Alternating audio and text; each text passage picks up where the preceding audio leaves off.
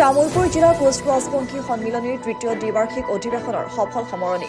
তামুলপুৰ জিলা সদৰস্থিত তামুলপুৰ আঞ্চলিক দুৰ্গা মন্দিৰৰ প্ৰাংগণত তামুলপুৰ জিলা কোচ ৰাজবংশী সন্মিলনীৰ তৃতীয় দ্বিবাৰ্ষিক অধিৱেশন অনুষ্ঠিত হয়। পুৱাৰ ভাগত জিলা কোচ ৰাজবংশী সন্মিলনীৰ লগত সংগতি ৰাখি কেতবোৰ কাৰ্যসূচী ৰূপায়ণ কৰাৰ পিছতেই বিয়লি এখন মুকলি আৰু সম্বৰ্ধনা সভা অনুষ্ঠিত কৰা হয়। উক্ত সভাখনত কোচ ৰাজবংশী জনগোষ্ঠীৰ কেইবাগৰাকীও বিশিষ্ট ব্যক্তি উপস্থিত থাকি কোচ ৰাজবংশী জনগোষ্ঠীৰ ভাষা, সংস্কৃতি তথা ইতিহাস সম্পৰ্কে বিশদভাৱে আলোচনা কৰাৰ লগতে জনগোষ্ঠীটোৰ মূল সমস্যা তথা উক্ত সমস্যাসমূহ সমাধান কৰাৰ বাবে বহুলভাৱে আলোচনা কৰা হয়।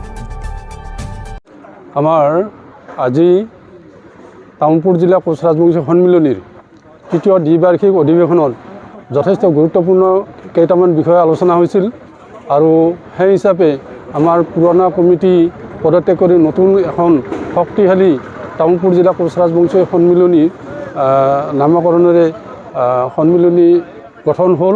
লগতে আমাৰ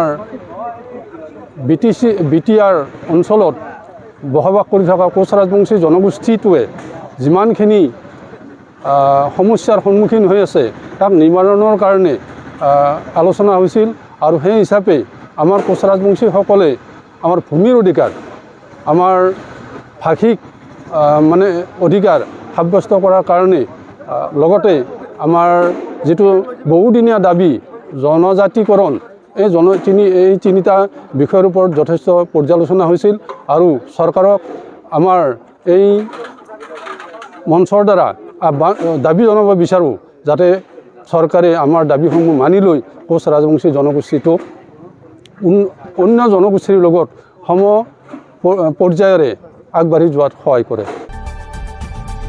তামুলপুৰৰ পৰা আনন্দ ৰামচাৰীৰ ৰিপৰ্ট, অমৃত নিউজ। অমৃত প্ৰবাহ অসমীয়া সাপ্তাহিক কাকতৰ ডিজিটেল সংস্কৰণ অমৃত নিউজ, সত্যৰ সন্ধানত অমৃত নিউজ।